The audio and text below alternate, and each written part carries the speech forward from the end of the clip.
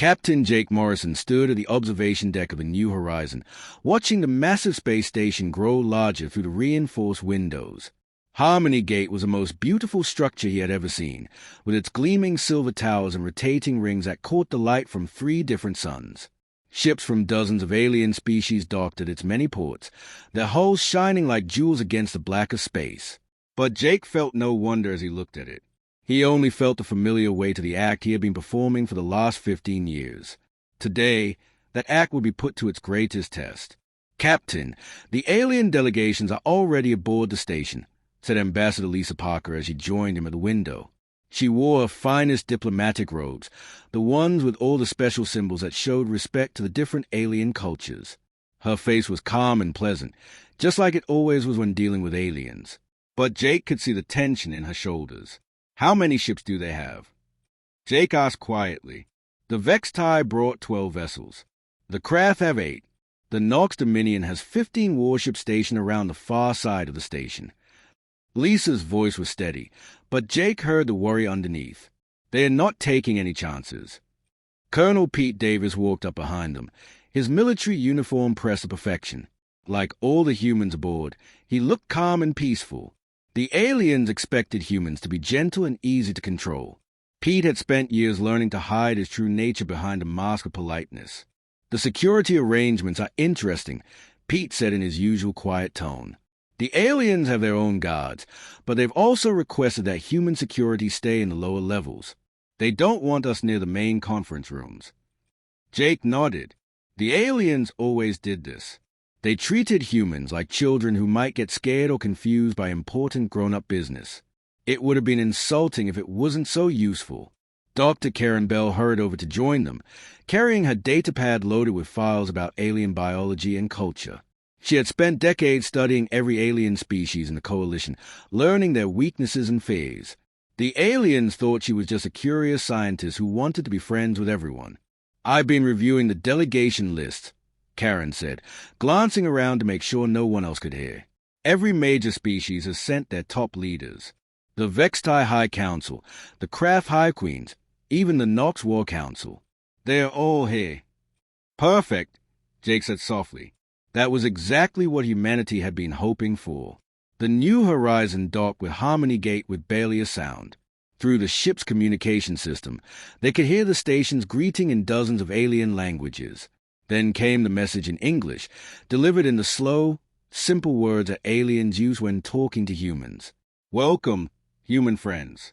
Please follow the blue lights to your assigned quarters. A guide will escort you to the conference areas when the meetings begin." Lisa smiled the same bright smile she always used with aliens. How thoughtful of them to provide a guide. We wouldn't want to get lost. The crew began preparing to leave the ship. They moved with the careful, peaceful motions that humans have perfected over the last 50 years. No sudden movements, no loud voices, no signs of aggression. Every human in the galaxy had learned to act this way around aliens. As they walked through the ship's corridors, Jake looked at his people. There was Tony Garcia from the engineering team, who could build weapons from spare parts in minutes. There was Rachel Stone from communications, who had been intercepting alien military messages for years. There was Bill Cooper from the medical team, who knew exactly how to hurt every alien species they might face. But to any alien watching, they just looked like a group of friendly, harmless humans who were excited to attend their first big diplomatic meeting. The airlock opened, and they stepped onto Harmony Gate. The station was even more impressive from the inside, with high ceilings and walls made of some kind of crystal that changed colors as they walked past. Alien beings moved through the corridors, some floating, some walking on multiple legs, some slithering along the floors. A tall, thin alien with blue skin and 4 arms approached them. Its voice was musical and pleasant. "Greetings, human friends. I am Guide Velen. I will show you to your quarters and explain the rules for your stay." Jake bowed politely, just as he had been taught. "Thank you, Guide Velen. We are honored to be here." As they followed the alien guide through the station, Jake caught sight of other human delegations arriving from different ships. All of them wore the same mask of innocence and wonder. All of them had been practicing this performance for decades. The galaxy was about to learn what humans were really like when they stopped pretending to be civilized. The conference room was huge, with a round table that could seat 100 beings. The ceiling was made of clear crystal, showing the stars and ships moving around the station. Jake Morrison sat with his human delegation at the smallest section of the table, the area reserved for what the aliens called junior species. Ambassador Zelnuth of the Vextai floated above her seat, her crystalline body catching the light and throwing rainbow patterns on the walls. She spoke in a voice that sounded like wind chimes. "We have gathered here to discuss the future of the galaxy and the proper place of all species within it." Jake kept his face calm and interested, like a student eager to learn from wise teachers. Inside, he was counting the number of alien guards stationed around the room. 12 Vextai energy weapons, 8 craft sonic disruptors, and 15 Nox plasma rifles, all pointed away from the aliens and toward the human section. High Chirper Thix AK of the craft made a series of clicking sounds that the translation device turned into words. The younger species have shown promise, but they still need guidance, especially the humans, who have barely learned to travel between stars. Lisa Parker nodded politely. "We are grateful for any wisdom you can share with us." Her voice was sweet and humble, exactly how the aliens expected humans to sound. But Jake noticed her fingers tapping a slow pattern on the table. It was military code, spelling out the positions of all the exits. War Speaker Goltar of the Nox Dominion leaned forward, his dark armor making scraping sounds against his chair. The human worlds are in dangerous areas of space. They face threats they cannot handle alone. Pirates, asteroid fields, unstable stars. They need protection.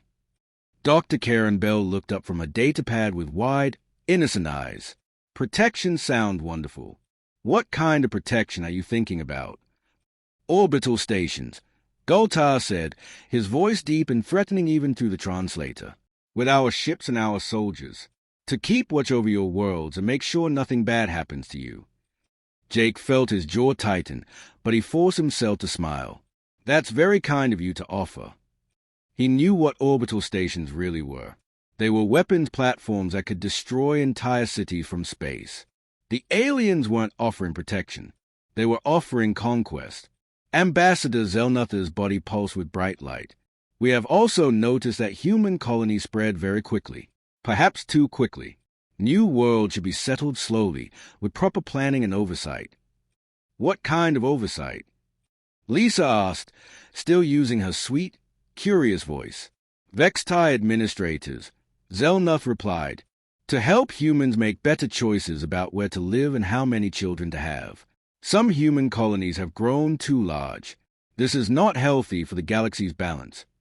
Colonel Pete Davis sat perfectly still, but Jake could see a vein pulsing in his forehead.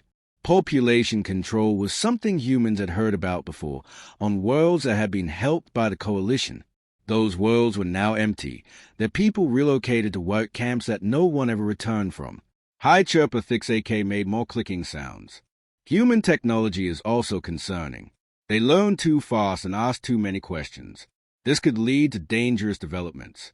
We suggest that all human research be monitored by craft science teams. Dr. Bell tilted her head like a confused child. Monitored how? All human scientists would work under craft supervision. All human inventions would be reviewed before they could be used. Some technologies are too dangerous for young species to handle. The clicking sound that followed were the craft equivalent of laughter. Jake's hands were flat on the table, but he could feel his fingers wanting to curl into fists. The aliens were talking about turning humanity into slaves, and they were doing it with the same tone they might use to discuss the weather. War Speaker Goltar pulled up a holographic display showing human star maps. These are the worlds that concern us most. Earth, with its large population. New Boston, with its industrial centers. Haven, with its military academies. These worlds would benefit from immediate Nox oversight. The map showed every major human world, with red markers indicating where alien forces would be stationed. It wasn't a protection plan. It was an invasion map. Lisa Parker's smile never wavered. You've certainly done your homework about our worlds. Of course, Goltar said proudly. We have been watching human development for many years. We know exactly what needs to be done. Jake looked around the table at his people. Tony Garcia was studying the holographic display with the focused attention of an engineer planning a demolition. Rachel Stone was quietly recording everything on her datapad. Bill Cooper was watching the alien guards with the careful eyes of someone calculating how long it would take to reach each one. They all looked like polite, attentive diplomats eager to learn from their betters. But Jake knew better. They looked like soldiers gathering intelligence on their enemy. Ambassador Zelnuther's body grew brighter. We know this is a lot to consider. But don't worry. We will help humans make the right choices. Tomorrow, we will present the formal agreements for human leaders to sign. Jake nodded respectfully. We look forward to seeing those agreements. But he was already planning for tomorrow, when the galaxy would finally learn what humans were really like. The second day of meetings began with Ambassador Zelnuth floating higher than before, her crystalline body pulsing with excited light. She had a large datapad in her four hands, and Jake Morrison could see it was filled with official documents covered in alien writing. Today we present the Humanity Accords, Zelnuth announced, her wind chime voice echoing through the conference room. These agreements will bring peace and order to human space for generations to come.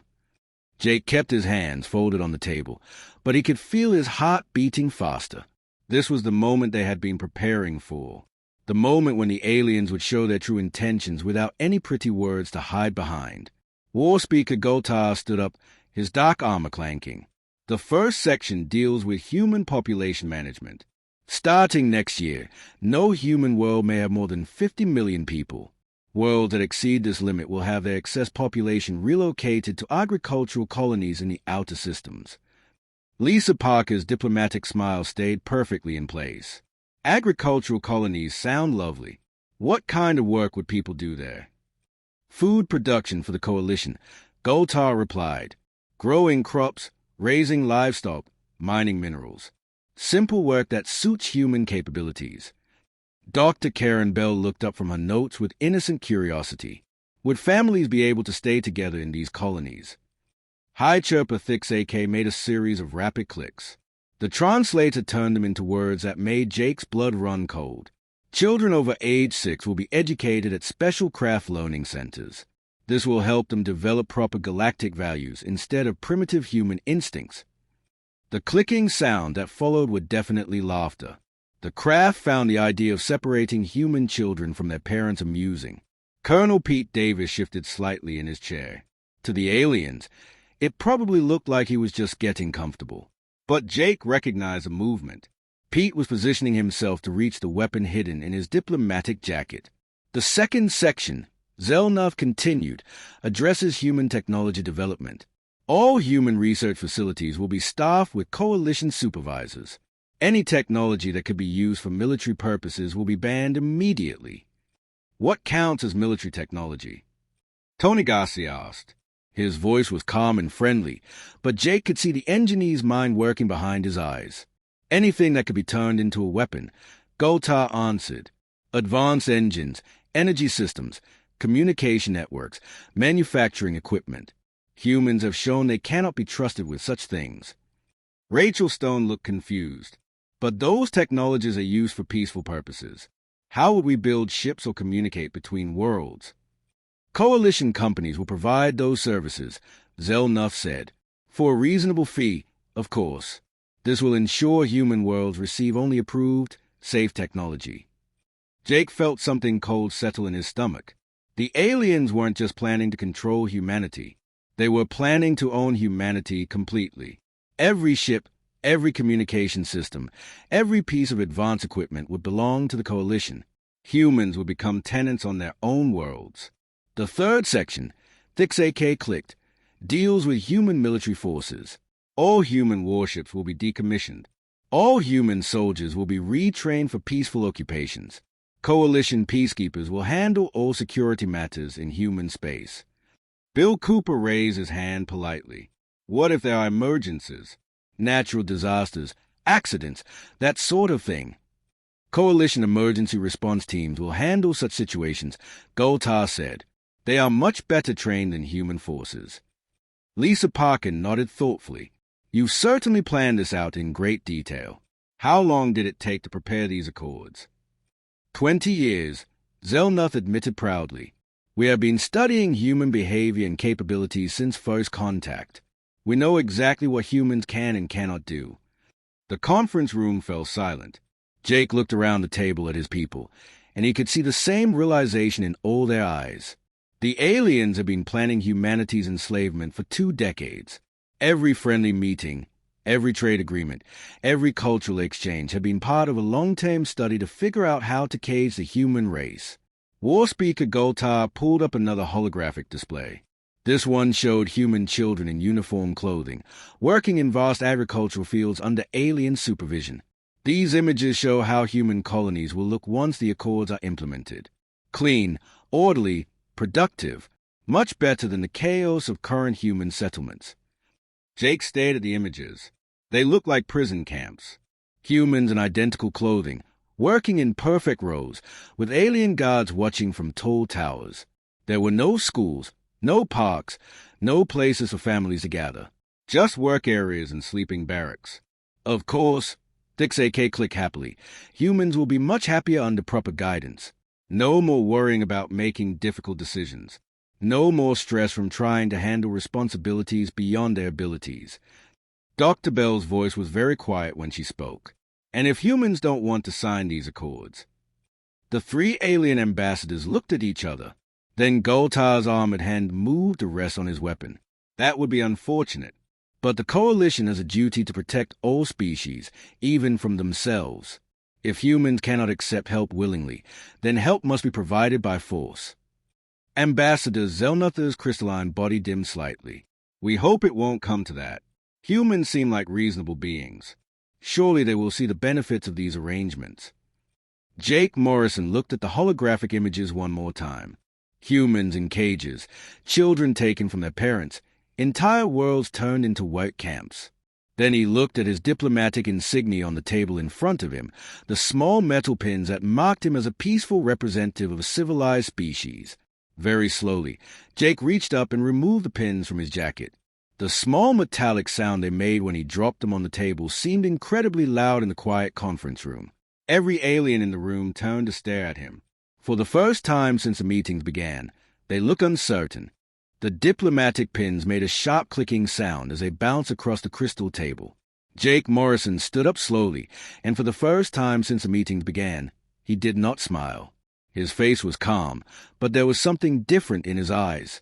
Something that made the alien guards shift nervously at their posts.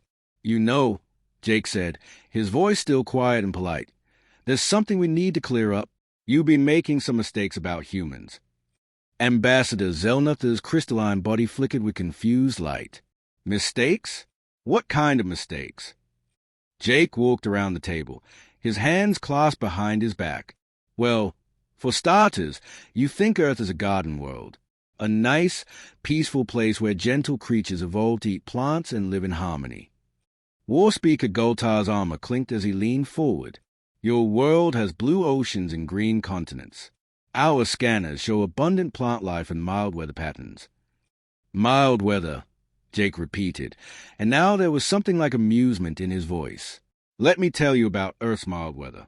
We have storms that can level entire cities, earthquakes that split the ground open for hundreds of miles, volcanoes that block out the sun for years, floods that cover continents, ice ages that freeze half the planet solid."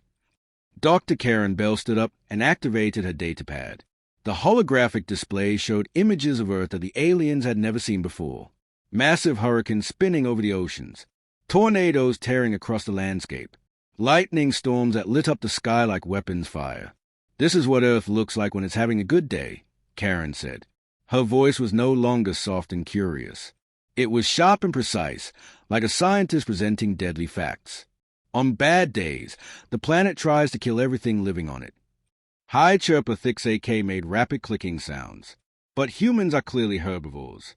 Your teeth, your digestive systems, your muscle development, all the biological markers show a species that evolved to eat plants and avoid conflict." Lisa Parker laughed, and the sound made several alien guards reach for their weapons. "Herbivores? You think we're herbivores?" She activated her own datapad, showing images of human ancestors. Humans with spears, hunting massive animals across frozen plains. Humans with tools, stripping meat from bones. Humans with fire, cooking their kills. "We are apex predators," Lisa said. We evolved to hunt and kill the most dangerous animals on a world full of dangerous animals. We didn't just survive on Earth. We conquered it completely. Colonel Pete Davis stood up and removed his diplomatic jacket. Underneath was a military uniform that looked nothing like the peaceful clothing the aliens expected humans to wear. It was covered in pockets and straps, designed for carrying weapons and equipment. You want to know what humans really are? Pete asked. We're the species that looked at a world trying to kill us every single day and decided to fight back. We didn't find safe places to hide. We didn't evolve better camouflage or faster running speeds. We made weapons. Tony Garcia activated another display, showing human military technology. Not the simple, peaceful equipment the aliens had seen before, but real weapons. Ship designs that looked nothing like the friendly trading vessels humans use for diplomacy. Missiles that could crack planets. Energy weapons that could melt through any armor the Coalition had ever built. You've been watching us for 20 years, Tony said, but you were only seeing what we wanted you to see. Every human ship in space has hidden weapons. Every human colony has underground military bases. Every human trader is a trained soldier. Rachel Stone's fingers moved across a communication device, and suddenly the conference room's displays were filled with new information. Fleet positions, troop movements, weapons stockpiles. The aliens stared in shock as they realized the scope of what humans had been hiding. While you were planning to enslave us, Rachel said, we were planning for war. We knew this day would come. We've been ready for it since the day we met you. War Speaker Goltar stood up, his hand moving to his weapon. This is impossible. Our intelligence reports, our biological scans, our cultural studies. All the evidence shows humans are a peaceful species. Jake Morrison turned to face the Nox warrior, and now his smile was completely gone. What replaced it was something that made the armored alien take a step backward. Your evidence shows what we wanted it to show, Jake said. Do you know what humans call a species that evolved on a peaceful world? Prey. Dr. Bell pulled up the real biological data on humans. Heart rates that could double during combat. Adrenaline systems that could keep fighting even with fatal wounds.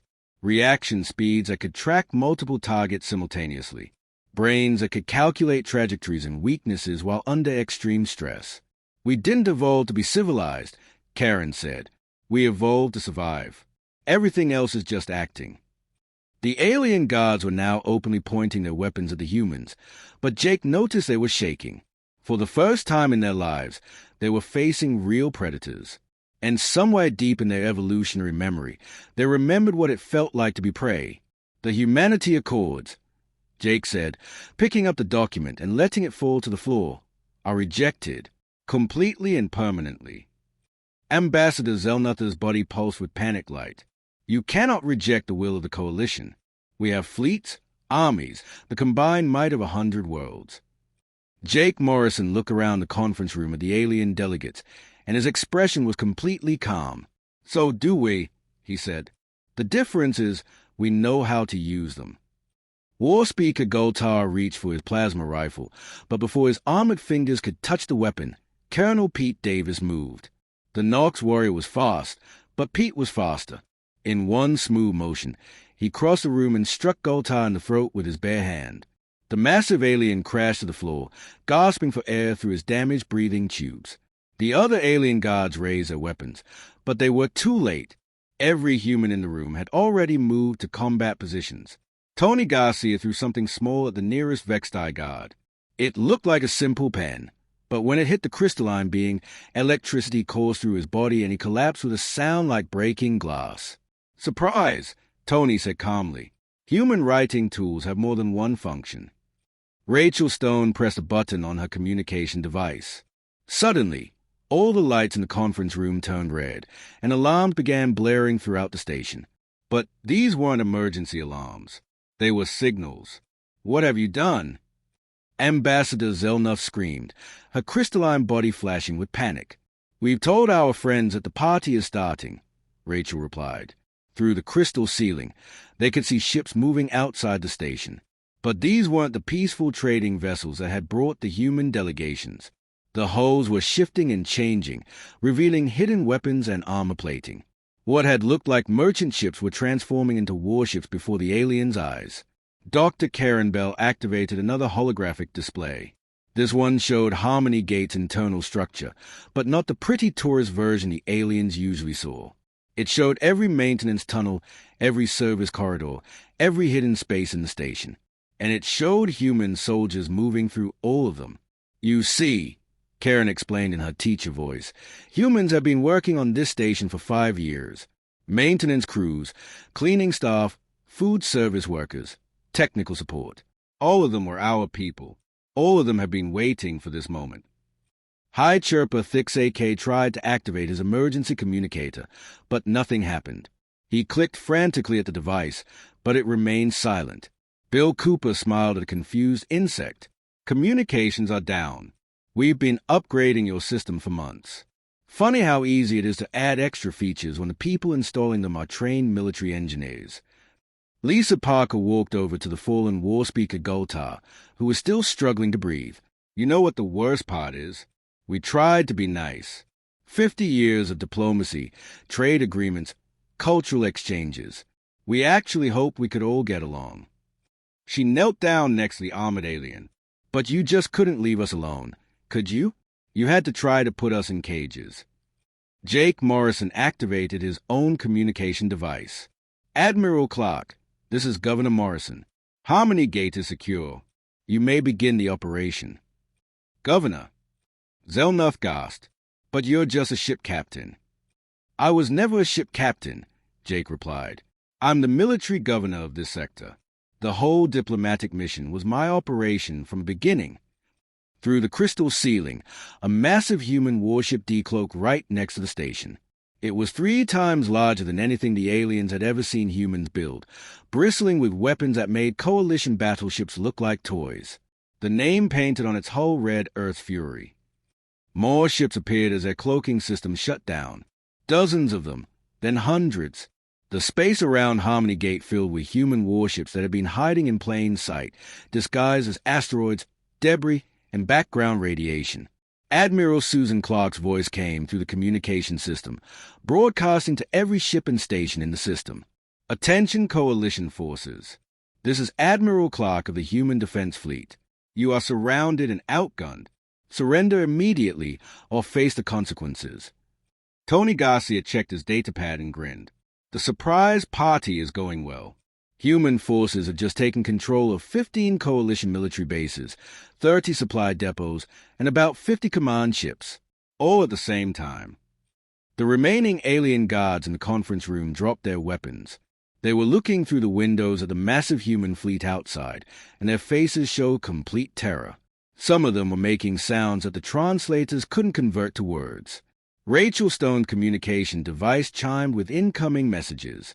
Let's see what's happening around the galaxy, she said cheerfully. Oh, this is interesting. The coalition fleet at Rigel just surrendered without firing a shot. The Vextai Home Defense Force is requesting terms. And the Craft Military Command is, well, they're not responding to calls anymore. Dr. Karen Bell pulled up a galactic map showing the locations of coalition fleets and human forces. Red markers showed coalition positions. Blue markers showed human positions. There were 3 times as many blue markers as red ones, and they were everywhere. This is impossible, Zelnuth whispered. We've been monitoring human space for decades. You don't have this many ships. You don't have this many soldiers. Jake Morrison walked over to stand in front of the defeated alien ambassador. You monitored the space we let you see. You counted the ships we let you count. You tracked the soldiers we let you track. He gestured toward the holographic display. Every human colony you thought was defenseless as underground military bases. Every human trading post is actually a naval station. Every human research facility is a weapons development center. Colonel Pete Davis hauled War Speaker Gultar to his feet and pushed him into a chair. You want to know the truth? We've been building the largest military force in galactic history, right under your noses, for 50 years. Lisa Parker activated one final display. This one showed human military production figures, troop numbers, and weapons stockpiles. The numbers were staggering. Humanity had more ships, more soldiers, and more weapons than the rest of the galaxy combined. We learned something important from Earth's history, Lisa said. If you want peace, you have to be ready for war. And if someone threatens your children, you don't negotiate. You win. The conference room fell silent except for the sound of alarms and the distant rumble of human warships moving into position around the station. Jake Morrison looked down at the Humanity Accord scattered on the floor, then back at the terrified alien delegates. Now, he said quietly, let's discuss some new terms. The holographic displays around the conference room showed the complete collapse of coalition forces across the galaxy. Jake Morrison watched the reports coming in while the alien delegates sat in stunned silence, their weapons confiscated and their guards unconscious on the floor. Vextai Prime has surrendered, Rachel Stone announced, reading from her datapad. Their entire home fleet stood down without firing a single shot. Apparently, they didn't want to fight the ships that decloak right next to their planet. Admiral Clark's voice came through the communication system again. All coalition military bases in the Orion sector have been secured.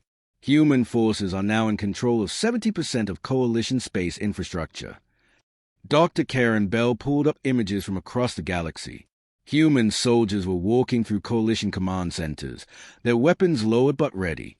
Coalition officers were sitting with their hands behind their heads, staring at the humans in disbelief. The interesting thing, Karen said in her calm teacher voice, is how many coalition worlds are actually celebrating. Turns out, a lot of species weren't happy with how their governments were treating them. Ambassador Zelnuther's crystalline body had dimmed to almost nothing. This cannot be happening. The coalition has ruled the galaxy for 1,000 years. We have technology, experience, wisdom that young species cannot match. Tony Garcia laughed as he checked his datapad. About that technology advantage. Do you want to see what human ships really look like when we stop pretending to be primitive? The main display showed the Earth's Fury in detail. The massive human warship was unlike anything the aliens had ever seen. Its hull was covered in weapons that seemed to bend space around them. Energy fields rippled along its surface like living things. It looked less like a machine and more like a force of nature. Gravity weapons, Tony explained cheerfully. We figured out how to turn a star's gravity into a weapon.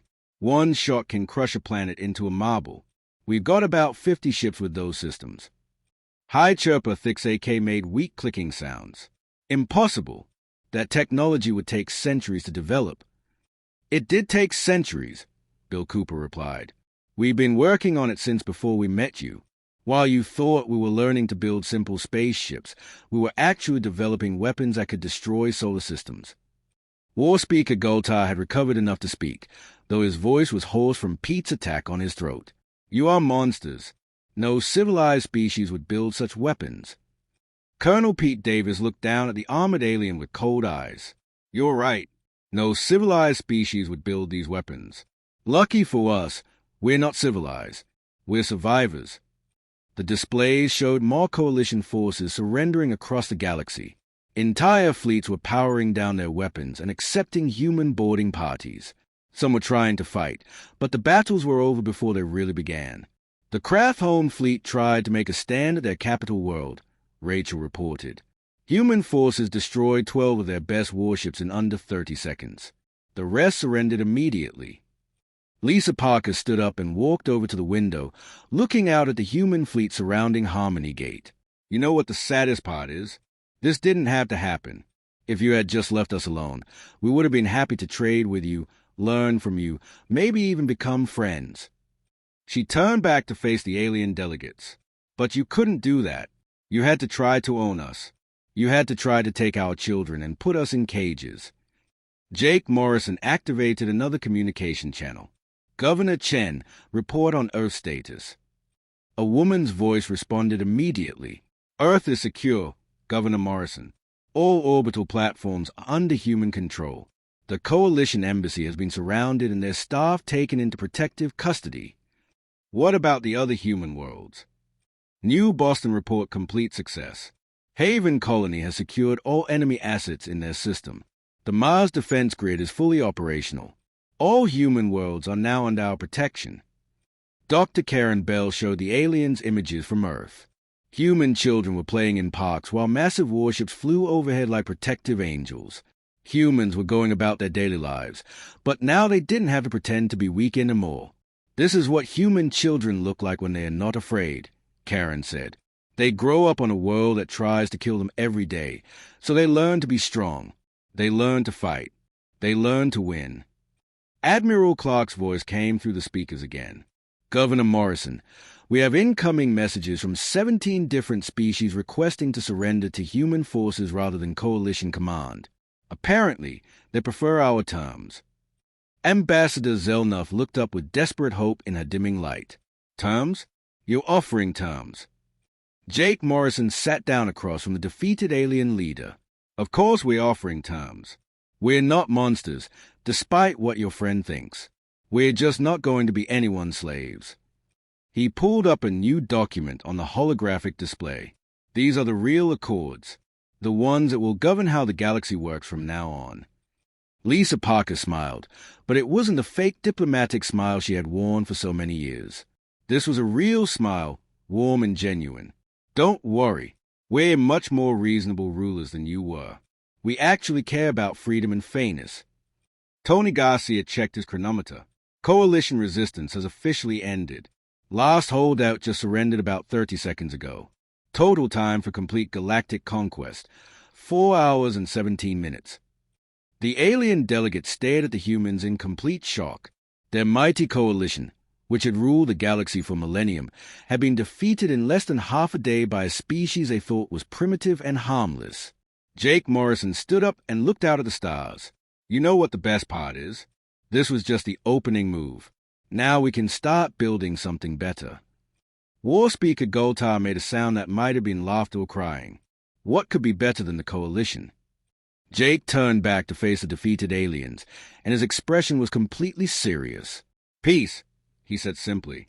Real peace. The kind that lasts.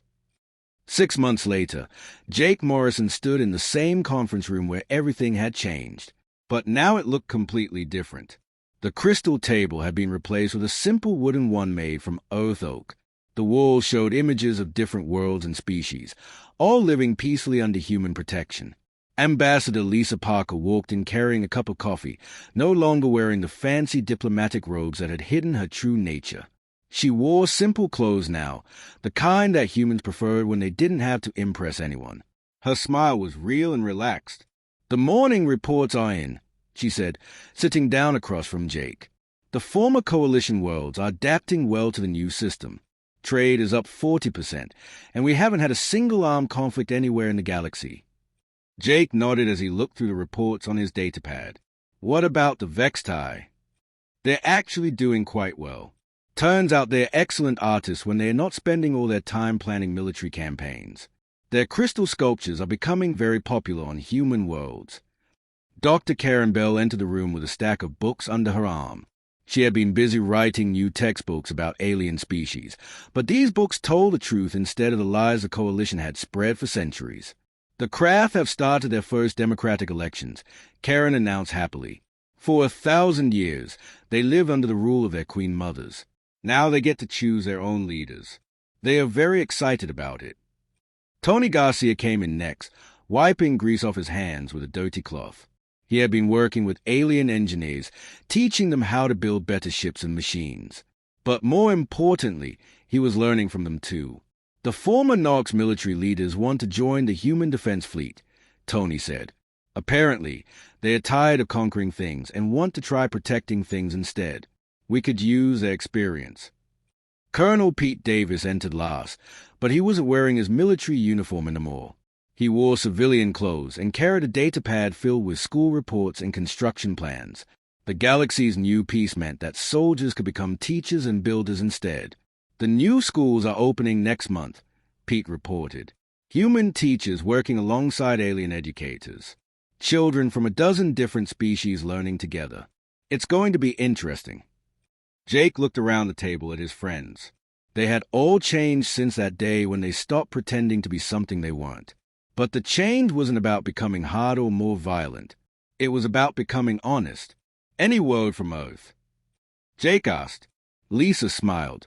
President Martinez sends her congratulations. Earth's children are learning about the day their parents saved the galaxy. They are very proud. Through the window, they could see ships moving around Harmony Gate. But these weren't military vessels preparing for war.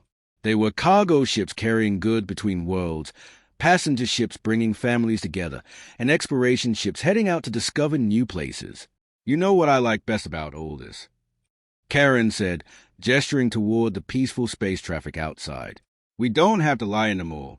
When humans meet new species, we can tell them exactly what we are. And what are we? Tony asked with a grin. Dangerous, Pete replied, but only to people who threaten the innocent. A soft chime indicated that someone was requesting entry to the conference room. Jake pressed a button, and the door opened to reveal Ambassador Zelnuff. But she looked very different now. Her crystalline body glowed with warm, healthy light, and she moved with confidence instead of fear. Good morning, Zelnuff said, her wind chime voice cheerful. I have reports from the Vexti colonies. Production is up, crime is down, and happiness surveys show the highest levels in recorded history. She sat down at the table with the humans, something that would have been unthinkable during the Coalition years. Back then, aliens and humans didn't sit as equals. Now they work together as partners. The Council of Worlds wants to thank humanity again, Zelnuff continued. For the first time in 1,000 years, the galaxy is truly at peace. Jake leaned back in his chair and looked around the table at aliens and humans working together.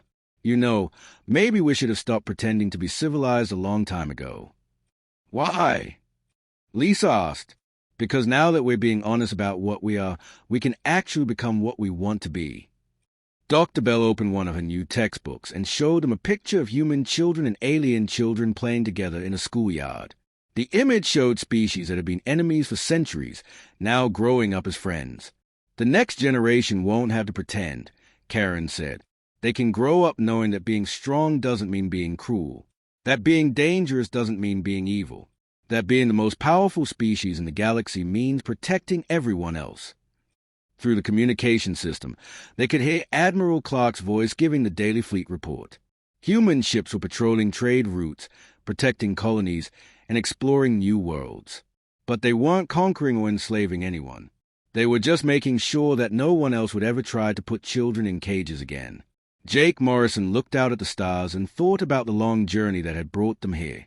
Humanity had spent 50 years pretending to be weak and helpless. But in the end, showing their true strength had brought peace instead of war.